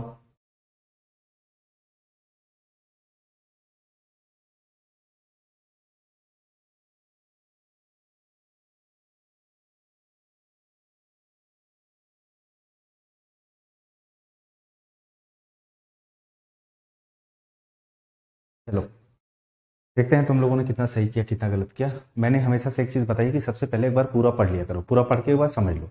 जैसे लिखा the house the only one in the entire valley, मतलब घर की बात कर रहा है जो पूरे इंटायर वैली में सिर्फ एक sat on the of low hill. Low hill का मतलब छोटी पहाड़ी, तो पूरी घाटी में एकमात्र एक छोटी पहाड़ी की। अब छोटी पहाड़ी की वाट जस्ट पेस्ट कंक्वेस्ट क्रेस्ट किस पर स्थित था वो तो अभी पढ़ के समझ में आएगा। फ्रॉम दिस हाइट, अब देखो देखो देखो देखो एक चीज समझ रहा हूं मैं क्यों हमेशा पढ़ने के लिए कहता हूं। जैसे हमें ये नहीं पता कि वो छोटी पहाड़ी के ऊपर स्थित था नीचे स्थित था, ये हमको नहीं पता, लेकिन हमको देखो एक जैसे ही आगे बढ़े फ्रॉम दिस हाइट, इस हाइट से, तो इतना समझ में आ गया कि ये बात हाइट की कर रहा है, यानी ये ऊंचाई की बात कर रहा है। इसलिए कहता हूं हमेशा पैराग्राफ पढ़ लिया करो। One could see the river and the field of ripe corn dotted with the flowers that always promised a good harvest. कह रहा इस ऊंचाई से नदी और पके हुए जो मकई के खेत देखे जा सकते थे जिन पर फूल लगे थे जो हमेशा अच्छी फसल को दर्शाते हैं। The only thing the earth needed was a downpour or at least a shower. The morning Lencho who knew his fields intimately had done nothing else but see the sky towards the north east। अब आगे की बात क्या कह रहा है, सुबह Lencho जो अपने खेतों को करीब से जानता था, मतलब अपने खेतों को ऑब्वियस सी बात है अच्छी तरीके से जाने का, उत्तर पूर्व की ओर आसमान को देखने के अलावा और कुछ नहीं किया था, मतलब बस वो आसमान को देखे जा रहा था। Now we are really going to get some water. Women the women who was preparing supper, supper मतलब शाम का नाश्ता होता है, replied yes god willing। the older boys were working in the field, the smaller ones playing near the house until the woman called to them all come for dinner। it was during the meal that just as crest top of a hill, भैया अगर थोड़ा सा भी दिमाग लगा लेते ना पूरा पढ़ के, ये देखो क्रेस्ट टॉप ऑफ हिल लिखा हुआ। क्रेस्ट मतलब पीक होता है, ऊंचाई होता है। तो खैर इसकी एक बार मीनिंग समझा देता हूं। तो कह रहा है कि अब कह रहा है कि जैसे महिला है रात का खाना वगैरह वो तैयार कर रही थी, ठीक है, लड़के खेत में काम कर रहे थे, छोटे जो थे बच्चे वो घर पे खेल रहे थे। अब फिर महिला ने उन सभी लोगों को बुलाया कि चलो डिनर तैयार हो गया है, आकर के सब लोग खाना खा लो, ठीक है। अब जरा तुम लोग मैच करना सारी चीजों को। गलती तो तुम लोगों ने की होगी वो मुझे पता है, लेकिन देखते हैं। The house the only one in the entire valley, मतलब पूरे एंटायर वैली में कह रहा कि सिर्फ एक घर था छोटी पहाड़ी के। कहां पे? हाइट की बात कर रहा था। जेस्ट मतलब क्या हो जाएगा? It is related to energy, energetic या इंथुजियाज हम यही बोलते हैं। पेस्ट देखो एक हम लोग पढ़ते हैं वन वर्ड सब्स्टिट्यूशन के अंदर पेस्टिसाइड। पेस्टिसाइड होता है कीटनाशक। तो ये जो पेस्ट हम लोगों ने लिख रखा है, तो पेस्ट बताओ किस सेंस में लिख रखा होगा? दो सेंस होते हैं, ठीक है। पहला, एक तो इसके लिए हम यूज कर सकते हैं हार्मफुल इंसेक्ट, ये जो आपके हानिकारक कीड़े होते हैं उनके लिए। और एक इसका कॉन्टेक्स्ट होता है अनोइंग, मतलब कोई ऐसी चीज हो जो बहुत इरिटेटिंग होती है, अनोइंग होती है, जो इंसान को जैसे होता है ना कोई चीज जो अपसेट कर दे, इरिटेट कर दे। कंक्वेस्ट की बात करते हैं तो इसका मतलब होता है विक्ट्री। विक्ट्री का तो कोई, एक लड़का कंक्वेस्ट बोल रहा था बेवकूफ, यहां पे क्रेस्ट हो जाएगा। क्रेस्ट का मतलब क्या होता है? पीक, यानी बात हम किसकी कर रहे हैं? चोटी की कर रहे हैं, तो क्रेस्ट लिखेंगे। टॉप की बात कर रहे हैं, ठीक है, टॉप या पीक। नेक्स्ट देखना, आगे लिखा है from this height one could see the river and the field of ripe corn dotted with the flower that always promised a good harvest। the only thing the earth needed was a downpour or at least a shower। therefore the morning lunch threw out often, perhaps, यहां पे क्या होगा, पहले मैं सारी meaning बता दूं आप लोगों को। परहैप्स का मतलब सभी लोगों को पता है कि जैसे हम लोग बोलते हैं शायद, ठीक है, यानी मे बी, ठीक है। ऑफन मतलब क्या होता है, जिसको हम हिंदी में क्या बोलते हैं, प्राय, जिसको हम लोग फ्रिक्वेंटली बोलते हैं, ठीक। थ्रू आउट और देयर फॉर, देखो भाई, अगर देयर फॉर की बात करें ना, देयर फॉर का मतलब क्या होता है, फॉर दैट रीजन, ये कारण बताता है किसी चीज को लेकर के, कंट्रास्ट बताता है। थ्रू आउट यानी पूरे दिन भर, तो थ्रू आउट का मतलब होता है during the entire period of time.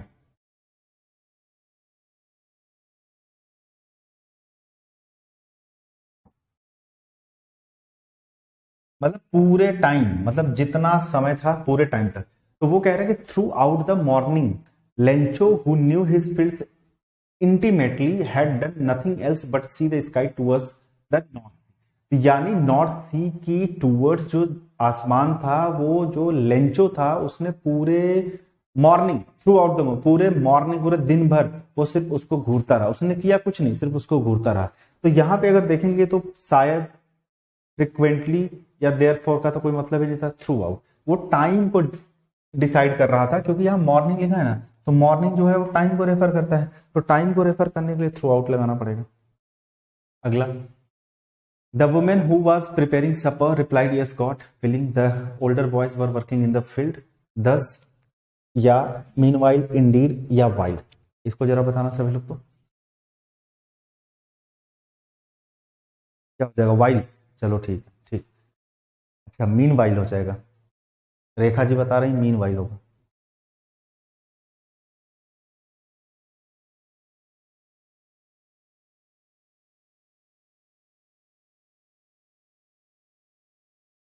देखो मैं बताता हूँ, मीन वाइल का यूज हम तब करते हैं, टू डिफरेंट इवेंट्स अकर या हैपन डिफरेंट प्लेसेस, यानी दो डिफरेंट जो प्लेसेस, मतलब जो डिफरेंट इवेंट्स होते हैं या डिफरेंट एक्शंस होते हैं, अगर वो अलग अलग जगह पे घटित हो, उसके लिए हम मीन वाइल का यूज करते हैं। बट वाइल का यूज करते हैं एट द सेम टाइम, अगर कोई दो चीजें हो रही हैं, जैसे मैंने कहा, while my my while my mother was cooking I was playing, जब मेरी माता जी खाना बना रही थी मैं खेल रहा था, ये दोनों काम सेम टाइम पे चल रहे हैं, जब मेरी माँ खाना बना रही थी मैं उस टाइम खेल रहा था, राइट। तो इसके लिए हम वाइल का यूज करेंगे, ना कि मीन वाइल का यूज करेंगे, तो ये ध्यान रखना यहाँ पे। इंडीड का मतलब होता है सर्टेनली, ठीक है, मतलब या कहते हैं सर्टेनली, मतलब निश्चित तौर पे अगर किसी चीज के बारे में हमें बात करनी हो, या हम करते हैं फैक्ट के बारे में बात करनी है वो। और 10 क्या होता है, ये हमारा कंट्रास्ट बताता है, विरोधाभास, ठीक है।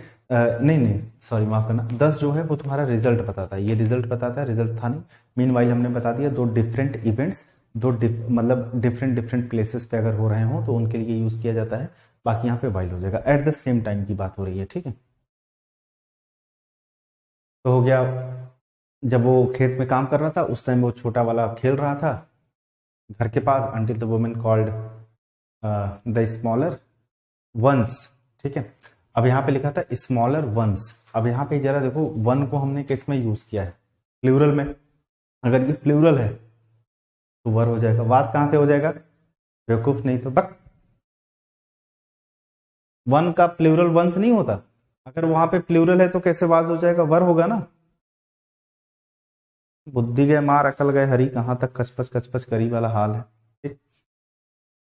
पहले तुम लोग मुझे बता दो 16 क्वेश्चन में कितना सही हुआ, बस मुझे 1 मिनट का टाइम देना।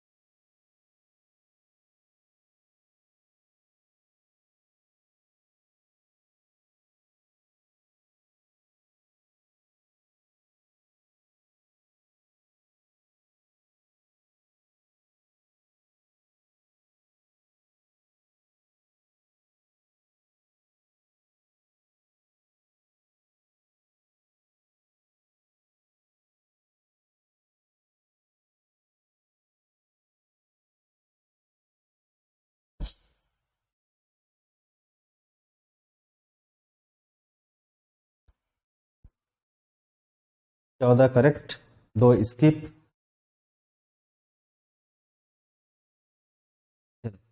आते हैं यहाँ पे, शुरुआत यहाँ से करते हैं बिल्कुल आसान वाले पैराजंबल से। हमारे सामने ए बी सी डी 5 हैं और एक सेंटेंस है, ये पूरा का पूरा एक सेंटेंस है और इन्होंने हमें इसे डिस्टॉर्टेड फॉर्म में दे दिया है, हमें इसको करेक्ट सेंटेंस बनाना है। ऑप्शन में अगर हम आकर के देखते हैं तो चलिए ऑप्शन में देख लेते हैं। ऑप्शन में ये दे करके रखे हैं हमारे सामने, एक तो सी, एक तो ई, बी और डी। इन्होंने एक चीज नहीं दिया, ए नहीं दिया, बी सी डी 4 चीजें दी हैं। तो या तो इससे शुरू करें, या तो इससे, या तो इससे, या तो इससे, ठीक है।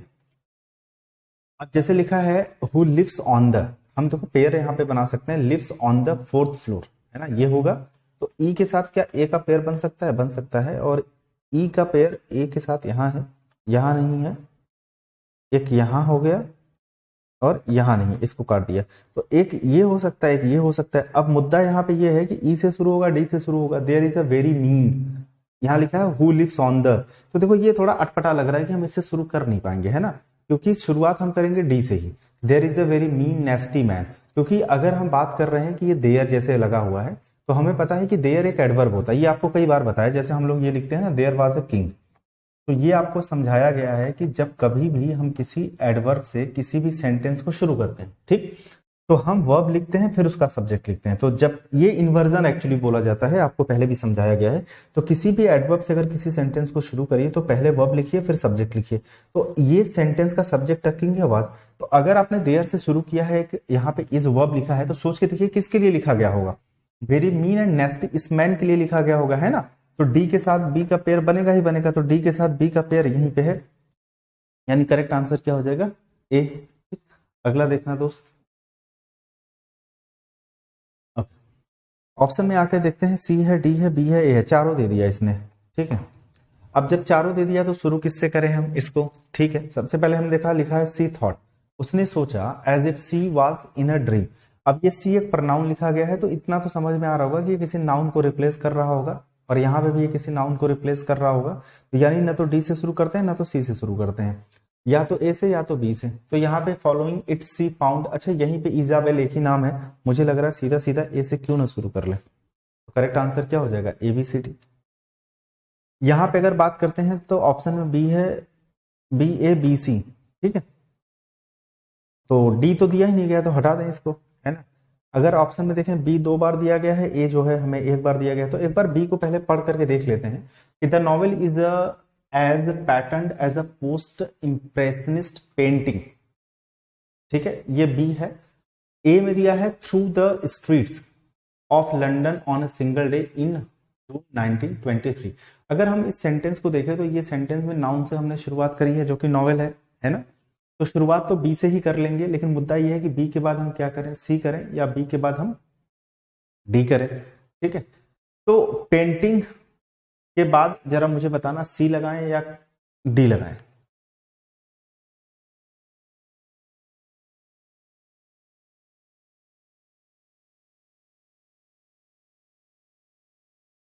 ध्यान से देख लो एक बार। तुम अगर देखो इस चीज को ऐसे भी देखते, can trace Clarissa's and Septimus movement, movement मतलब आंदोलन की बात हो रही है यहाँ पे, ठीक है। Through the streets of London on a single day, तो सी के साथ किसका पेयर है?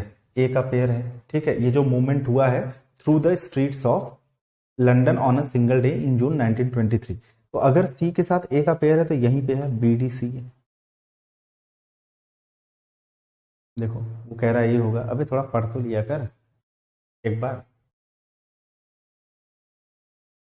तो बी लगाना, बी के बाद डी लगाना, है ना। But is also accurately representational that the reader, और उसके बाद सी रीडर कैन। और इसको भी देखो, यहां तुम अगर ये देखते मॉडल वर्ब है, इसके साथ वर्ब है, तो इसका सब्जेक्ट कौन है? रीडर है, ठीक है। तो तुम यहां से भी समझ सकते थे कि हमें जो पेयर बनाना है वो डी के साथ सी का पेयर बनाना, बी डी सी, फिर ए बन ही जाता, ठीक है। आगे देखो, जैसे यहाँ पे ऑप्शन में आएंगे तो ऑप्शन में ए है, डी है, ए 3 बार दे दिया है, डी 1 बार दे दिया है। देखो बी रहा ही नहीं, सी नहीं रहा, या तो इससे शुरू करें या तो इससे शुरू करें। तो कहता है कि human relationships are a matter of great concern for every one of us. The present generation fails to take cognizance इसका मतलब अवेयरनेस होता है, जागरूकता of all such elements and fall prey to lonely life risking happiness. अब बताओ, एक general statement तुमको समझ में यहाँ पे आ रहा होगा कि यानी शुरुआत तो ए से ही होगा, human relationship are a matter of great concern for every one of us. और ए के बाद हम क्या लिखें, nevertheless social scientist have reached many other elements that actually help us for a good social life. और एक जगह ए के बाद डी है, ए के बाद बी है, ए के बाद सी है ना, बी पढ़ लिया, सी भी पढ़ ले, as it helps us all to have a coordinated balanced and approachable life. ठीक है, और सी के बाद डी है the present generation fails to take. Okay, अब जरा तुम ये नोटिस कर लो, जैसा लिखा है कि एज इट हेल्प्स, यह मदद करता है हम सभी लोगों की, to have a good coordinated balanced और अप्रोचेबल लाइफ, मतलब जिंदगी में कोऑर्डिनेशन को लेके, बैलेंस को लेकर के, अप्रोच को लेकर के। तो क्या चीज है ऐसी जो हमारी मदद करती है इस, तो human relationship are a matter of great concern. तो यानी ये जो हमारा ए है, ए ठीक है, ए के साथ हम क्या लिखेंगे, सी लिखेंगे, है ना। और ए के साथ अगर हम सी का पेयर बना रहे हैं, क्योंकि ये ह्यूमन रिलेशनशिप ही हमारी मदद करती है, तो ए के साथ सी और बी के साथ डी, ए सी बी डी। ठीक, तो ये कुछ पैराजम्बल्स के क्वेश्चन थे जो थोड़े आसानी थे, जो तुमसे लग ही गए होंगे तुरंत। अब आ जाते हैं यहां से, एक एक करके करते जाएंगे, कहीं डाउट हो तो पूछते जाना। पहला इडियम है मेमोरी लाइक सीप। देखो, मेमोरी लाइक सीप का मतलब होता है फॉरगेट थिंग्स इजीली, मतलब कोई ऐसा इंसान है जो चीजों को बड़े आसानी से भूल जाता है। फॉरगेट थिंग्स, अरे यार आज ये ढंग से चल नहीं रहा, थिंग्स इजीली। तो यहां पे देखें, बीइंग हेल्दी तो होगा नहीं, पुअर, फीलिंग इल भी नहीं होगा, बीमार पड़ना, रिमेंबरिंग एवरीथिंग ये भी नहीं, पुअर मेमोरी। अगर किसी भी इंसान की जो मेमोरी है पुअर है तो चीजों को आसानी से भूल जाता है। तो अच्छा, ईडीएम को रटना नहीं तुम लोग, इसको ऐसे समझ लेना कि अगर मान लो पुअर मेमोरी ऑप्शन में नहीं आता है तो ये आ सकता है फॉरगेट थिंग्स इजीली। जब आप चीजों को बड़ी आसानी से भूल जाते हैं तो उसको हम क्या बोल सकते हैं, पुअर मेमोरी। नेक्स्ट की बात करते हैं, तो the decision to engage in an armed conflict is tacit. Tacit का मतलब क्या होता है, कोई बता सकता है?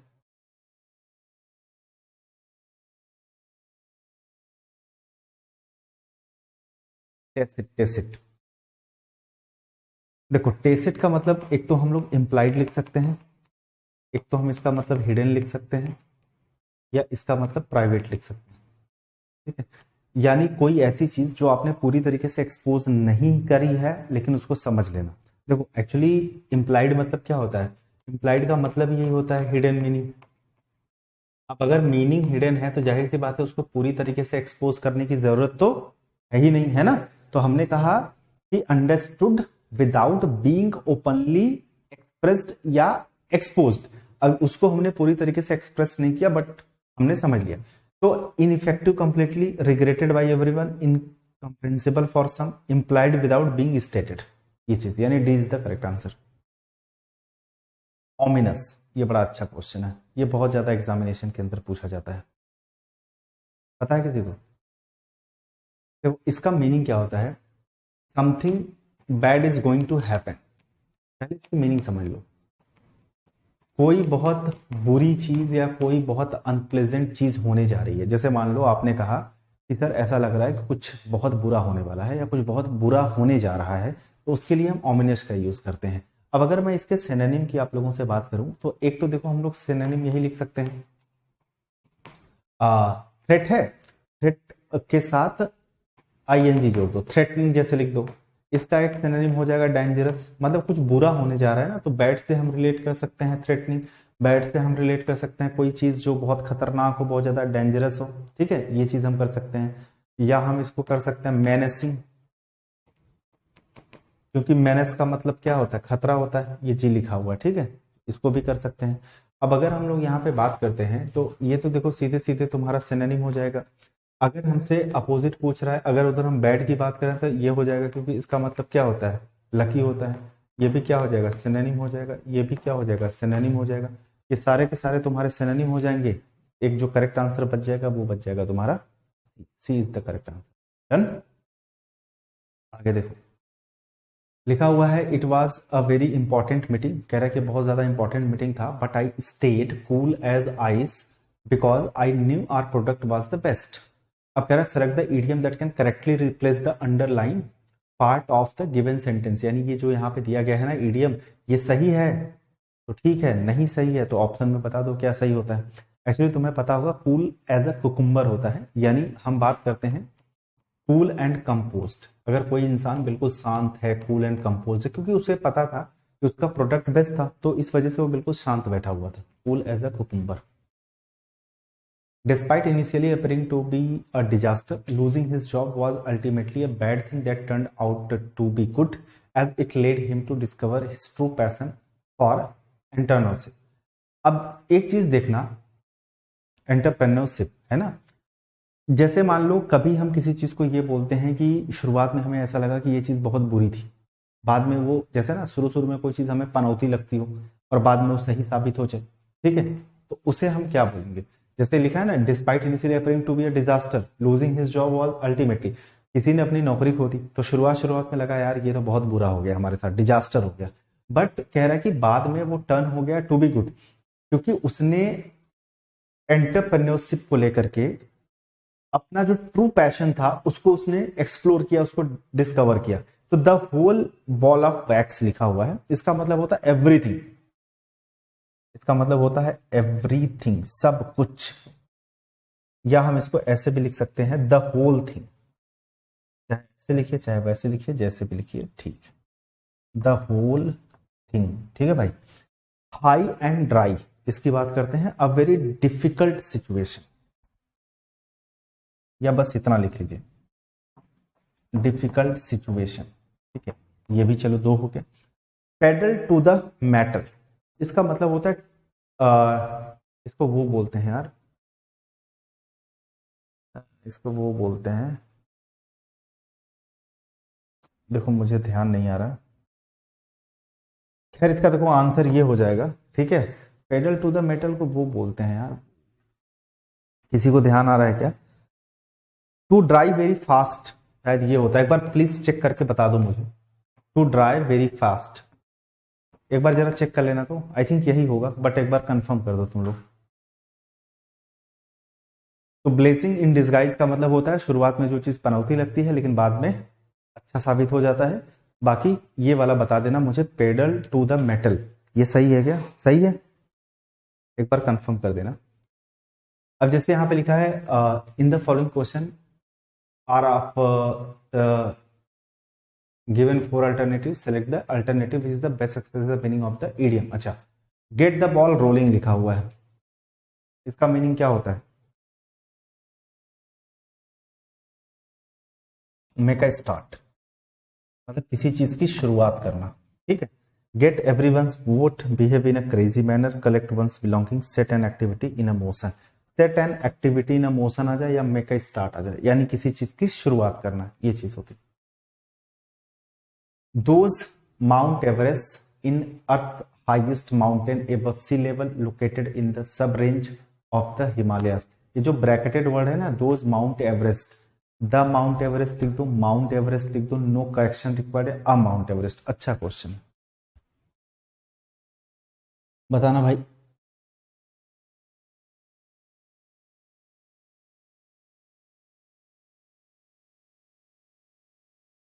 तुम लोग को पढ़ने में मजा आ रहा है,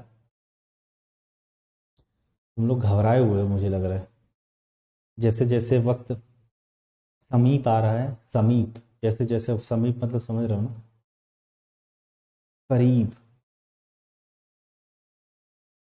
एक बच्चा बता रहा है कि द माउंट एवरेस्ट होगा है?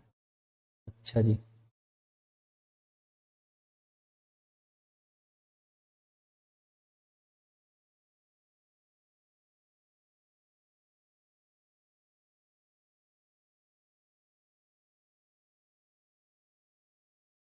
पक्का।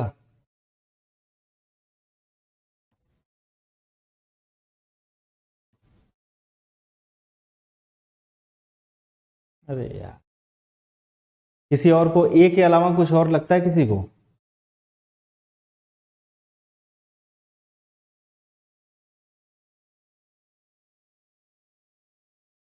हाँ, हरिओम जी बता रहे हैं सर बी होगा।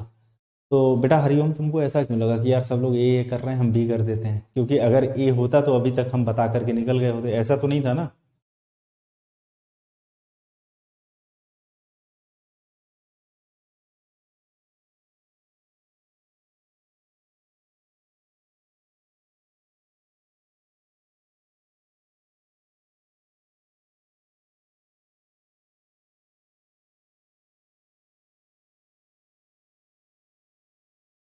देखो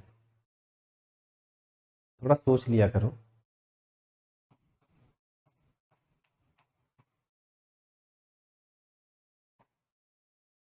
लोग पता है अगर ऑफलाइन क्लास में होते ना, दो चार मुक्का ऐसा धम धम मारा जाता ना, तुरंत तुम्हारी बुद्धि खुल जाती। ये जो लिखा है माउंट एवरेस्ट, ये है proper name of a mountain, ये माउंटेन का प्रॉपर नाम है। अच्छा ये बताओ, मेरा नाम जय है, ठीक है, या तुम्हारा नाम जो भी है, यहाँ पे कुछ भी लिख लो एक नाम और। जैसे मान लो हमने लिख दिया सुनील। अब एक बात बता, जय या सुनील प्रॉपर नाउन है, ठीक है। अब मान लो हमने यहाँ पे नाम लिख दिया हरिओम, ये सारे के सारे जितना भी नाम लिख लो, रागिनी नाम लिख लो। अब हम लोग के पहले क्या द लगा सकते हैं क्या? नहीं लगा सकते ना। तो भाई ये हट जाएगा।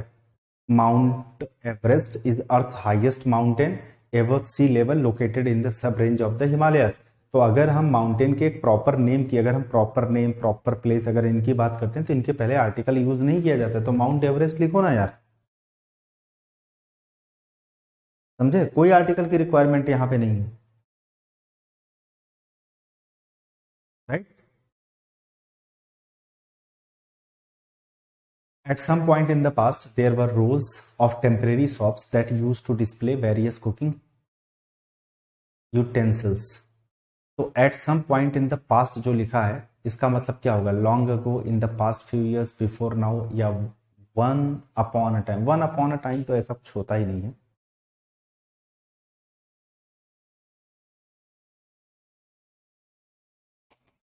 In the distant past,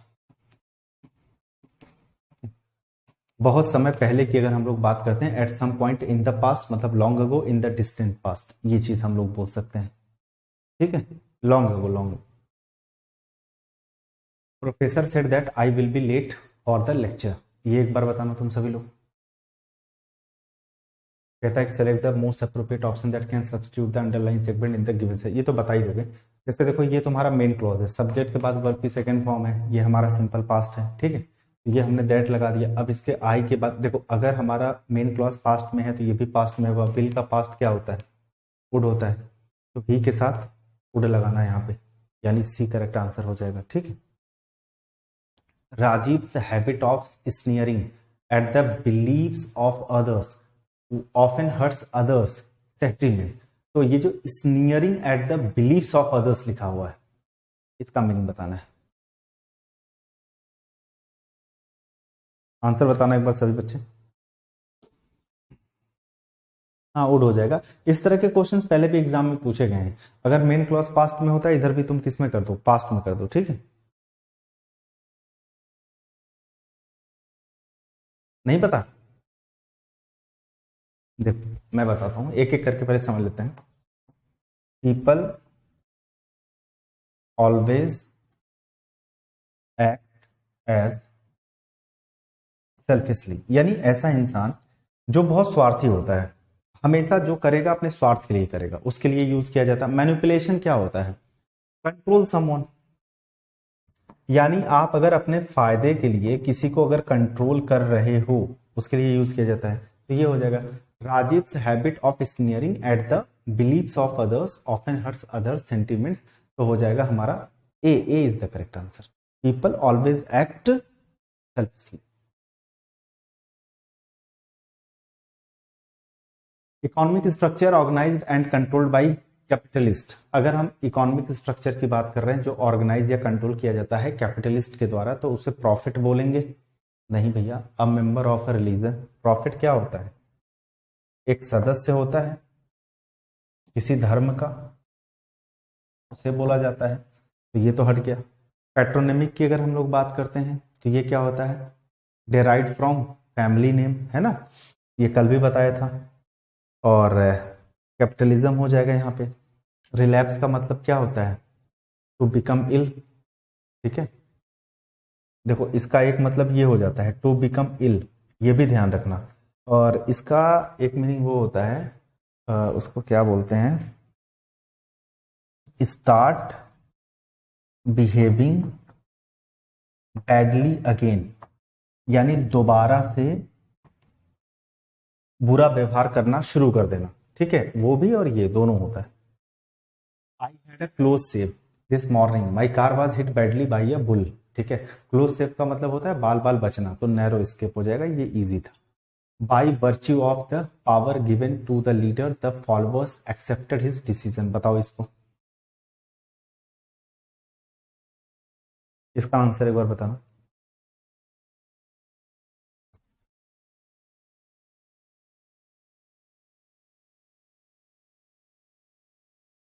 actually देखो इसमें क्या है ना, फिर देख के ही पता चल गया होगा। बाई वर्च्यू ऑफ होता है ये, इसका मतलब होता है एज अ रिजल्ट ऑफ। ठीक है, किसी चीज को परिणाम को बताने को लेकर के अगर हम बात करते हैं, या बिकॉज ऑफ भी लिख सकते हो तुम, बिकॉज ऑफ, दोनों इसका मीनिंग होता है। तो एक्चुअली गलती इसमें है। ठीक है, हाँ गलत लिखा गया था। लिखा है कि he always threatens to call the police if don't stay off his lawn but he is all bark and no bite. मतलब जो लोग भौंकते हैं काटते नहीं है। तो someone who sticks to his words actions are stronger than mere words, not being able to understand anything, full of talk but low on action. मतलब जो बातें बहुत करते हैं लेकिन कुछ नहीं करते। There are rivals and can't work together in harmony. अब ऐसे लोग को अपन क्या बोलेंगे, जो एक साथ हार्मनी में यानी तालमेल के साथ या कोऑर्डिनेशन के साथ काम नहीं कर सकते। एक बार इसका आंसर बताना।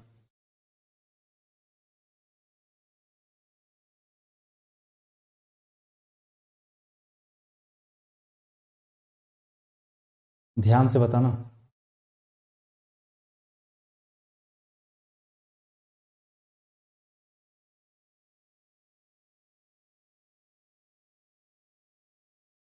क्या बता रहे हैं हरिओम जी? पुल टुगेदर। क्या बता रहे हो? डी बता रहे हो? अच्छा, रागिनी जी डी बता रही है, मेकअप होगा। हम्म, तुम्हारा मुंह नहीं हो जाएगा कुछ भी। बेटा कम बदतमीजी किया करो, सोच समझ लिया करो, ठीक है। क्या पता तुम सही हो, ऐसा भी हो सकता है तुम्हें लगता है कि तुम सही हो। चलो मैं बताऊं, देखो अगर हम बात करते हैं पुट डाउन का, तो पुट डाउन का मतलब होता है टू क्रिटिसाइज समवन, किसी को क्रिटिसाइज करना। इसका मतलब हो गया रिकॉन्सिल आफ्टर डिसएग्रीमेंट। मान लो किसी के बीच में बहस हो गई है ना, तो बहस होने के बाद उन्होंने क्या कर दिया, सलाह मशवरा कर लिया। एक मेकअप ये होता है, और एक मेकअप का मतलब क्या होता है, जो कॉस्मेटिक से रिलेटेड होता है वो भी होता है मेकअप, है ना। और पुल टुगेदर पॉटर अबाउट। अब बताओ पॉटर अबाउट क्या होता है?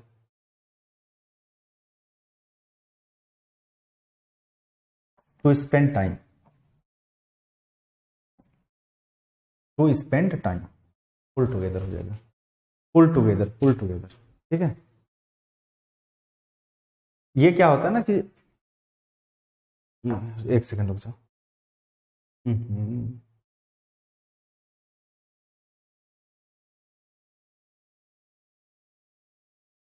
इसको पूरा लिखना हो तो ऐसे, to spend time in a relaxed वे।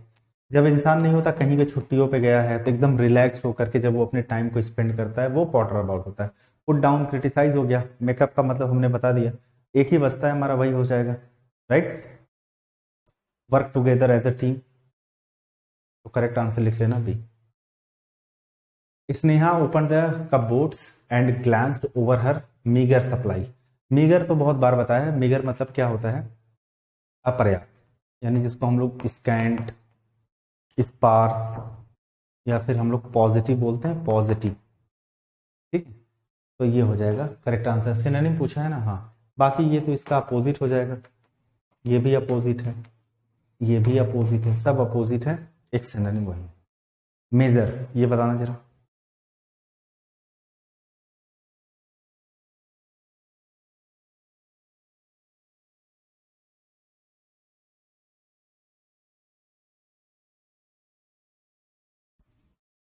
ये बताओ मेजर का यहाँ पे क्या मतलब है?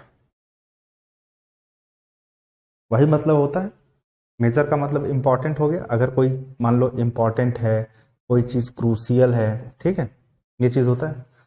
और अब बाकी जो चीजें यहाँ पे दी गई हैं वो देख लेते हैं। ठीक है, शैलो का मतलब क्या होता है, ऑफ लिटिल डेप्थ, वो मतलब सिर्फ ऐसे लिख लो, लिटिल डेप्थ लिख लो, है ना, ये लिख लो। और एक शैलो का मतलब होता है ना सुपरफिशियल, ठीक है। सुपरफिशियल का मतलब होता है सतही तौर पे, ठीक है, ऊपर ऊपर। और ये जैसे इसको एग्जाम्पल लिखना है ना, ऐसे लिख लो, शैलो बाउल। मान लो कोई कटोरी है और बहुत ज्यादा, मतलब जैसे कुछ कटोरियां नहीं होती हैं रेस्टोरेंट वगैरह में होता है, जो बहुत ज्यादा डेप्थ जिनकी नहीं होती है, लगेगा बहुत डेप्थ है लेकिन बहुत डेप्थ नहीं होती है, जिससे वो आपको कम चीजें परोस सकें। डिलीजेंट मतलब मेहनती होता है, जो आपको पहले से ही पता होगा, ठीक है, मतलब जो लोग इंडस्ट्रियस होते हैं, हार्ड वर्किंग, ये चीज होता है। और क्रेविस मतलब तो बहुत बार बताया है, फिसर होता है, फिसर, या जिसको हम लोग क्रैक बोलते हैं, दरार, पहाड़ों पे जमीन पे जो दरार होती है इसको। कंसिडरेबल लिखा है, कंसिडरेबल मतलब होता है दोस्त नोटिसेबल। अब जरा तुम खुद देखो ना, क्या इंपॉर्टेंट या क्रूसियल का सिनोनिम डेप्थ या सुपरफिशियल हो सकता है, इंडस्ट्रियस हो सकता है, फिशर हो सकता है? नहीं।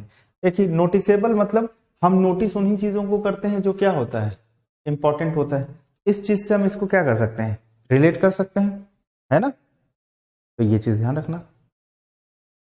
अगला देखो, when it comes to playing the guitar Jim always hits the nail on the head. ये भी बहुत बार डिस्कस हम लोगों ने किया है। टू डू या टू से समथिंग, ऐसे लिख लेना, टू डू या to say something, that's right. कोई ऐसी चीज बोलना या कहना जो बिल्कुल सही हो। Is dishonest, Mrs the point, does something right.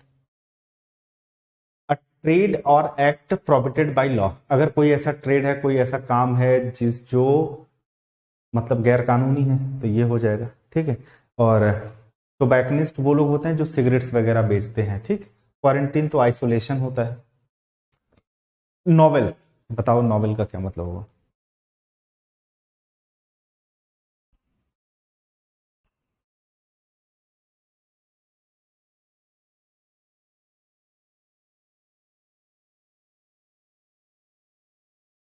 Novel का क्या हो जाएगा, ओल्ड। क्या पूछा, सिवर, अबे इसका मतलब वो होता है ना, शर्म नहीं आती ये सब पूछते हुए, कांपना। ये क्यों लिखा है, क्यों। हाँ क्या बता रहे थे, नॉवेल का ओल्ड हो जाएगा, पक्का। इसका मतलब क्या होता है, न्यू एंड इंपॉर्टेंट, ओल्ड, ठीक है। चलो ठीक। न्यू एंड इंपॉर्टेंट है, न्यू एंड ओरिजिनल भी बोल सकते हैं। अगर सिनोनिम कभी पूछेगा तो ये ध्यान रखना, ओरिजिनल इसका सिनोनिम होता है। अब्स्ट्रैक्ट, हाँ भाई ये बताना जरा,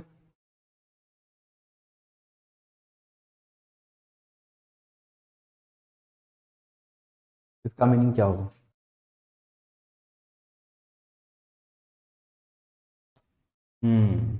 ये होता है एक्चुअली में ना, एग्जिस्टिंग इन थॉट। हम लोग एब्स्ट्रैक्ट नाउन पढ़े हैं ना, जिसकी कोई फिजिकल फॉर्म नहीं होती। अब जिस चीज की कोई फिजिकल फॉर्म नहीं होती तो वो सिर्फ क्या है, आपकी सोच में ही एग्जिस्ट करेगा, है ना। कोई ऐसी चीज जो प्रैक्टिकल नहीं होती है, जो थ्योरेटिकल होती है, ठीक है, ये लिख लो। और मान लो थ्योरेटिकल होता है, और इसका एक मीनिंग और होता है रे, कंसेप्चुअल लिख लो, है ना, ये भी कभी कभी आ जाता है, ध्यान रखना इसको। थ्योरेटिकल हो गया, कंसेप्चुअल हो गया।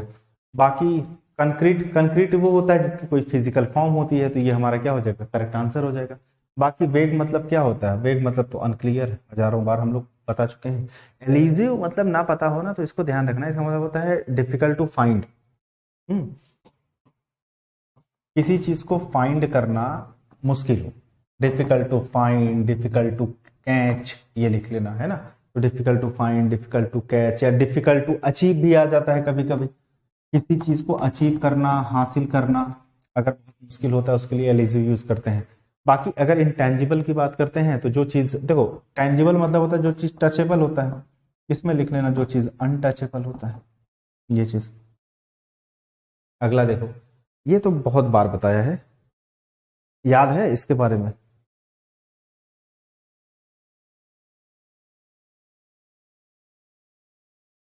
इनके बारे में क्या डिस्कस किया था हम लोगों ने, जैसे मान लो कोई ऐसा इंसान है जो पर्पजलेस है, होमलेस है, ना उसके पास घर है ना कोई पर्पज है, एक स्थान से दूसरे स्थान पर घूमता टहलता है, मांगता है, खाता है, उसके लिए वैगाबॉन्ड। बाकी कुछ वर्ड जैसे तुम्हारे थे नोमैडिक, ठीक है, वांडर, वैग्रेंट, एटिनरेंट, ये सब ध्यान रखना, बहुत अच्छे वर्ड हैं। एटिनरेंट है ना, तो वैग्रेंट है, नोमैडिक है, रोम आ जाता है, रोम या रोमिंग लिख दो, इसका मतलब भी वही होता है जो इधर उधर घूमते टहलते हैं, जिनके पास कोई काम धाम नहीं होता है। डन। लिखा हुआ है कि एक ये चलो आज का होमवर्क, इसको ध्यान देना। The candidate blamed the president traffic jam as a reason of his being late and the interviewer believed him though he was not convinced। ठीक है, ये हमारे सामने दिया गया है और तुम्हें इसका ईडीएम बताना है। बताओ।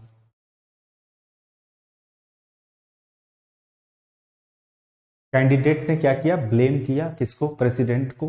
Blamed the president traffic jam as the reason of his being late and the interviewer believed him though he was not convinced।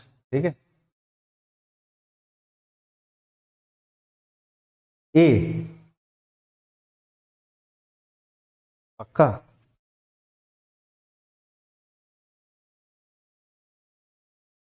चलो सही है, इसका मतलब होता है to believe something good about someone. यानी कभी कभी ऐसा होता है ना कि हम किसी के बारे में बिलीव कर लेते हैं, ठीक है, चाहे हमें उस पर भरोसा हो चाहे ना हो, कभी कभी ऐसा होता है। तो ये हो जाएगा A. Thought err is human did not जज the book by its cover. Change his tune का मतलब क्या होता है ना, उसको बोलते हैं चेंज वंस माइंड। अगर कोई भी इंसान अगर अपना ओपिनियन चेंज कर ले, है ना, अपना विचार बदल ले, वंस माइंड या ओपिनियन लिख लो, ये चीज लिखा है। An office for which high salary is paid for little और नो वर्क और रिस्पॉन्सिबिलिटी। कह रहा है कोई office for which high salary is paid for little और नो वर्क और रिस्पॉन्सिबिलिटी, मतलब काम ना के बराबर है लेकिन उसके लिए आपको हाई सैलरी दी जा रही है। तो डेथ राइटल होता है, ऑस्ट्रेसाइज होता है, सिक्योर होता है, क्रेडेंशियल होता है ना। इसका मीनिंग बताना एक बार।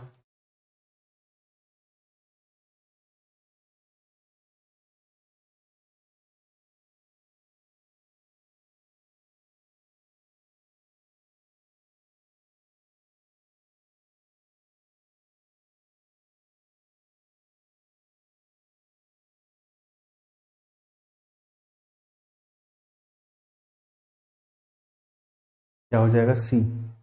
चलो एक एक करके सब देख लें।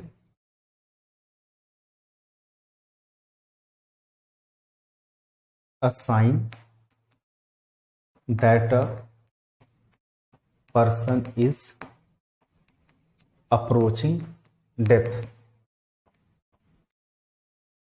ठीक है, यानी जैसे कोई इंसान है मरने की कगार पर है या कुछ दिनों में मरने वाला है, तो उसके लिए जो साइन ना, मतलब कुछ लक्षण पहले ही दिख जाते हैं उसके लिए।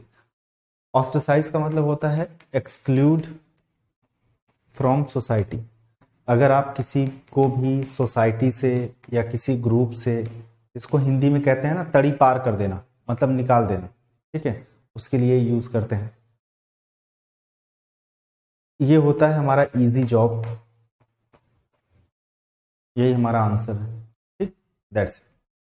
क्रेडेंशियल का मतलब क्वालिफिकेशन होता है, क्रेडेंशियल मतलब क्वालिफिकेशन या अचीवमेंट बोलते हैं उसको। डन।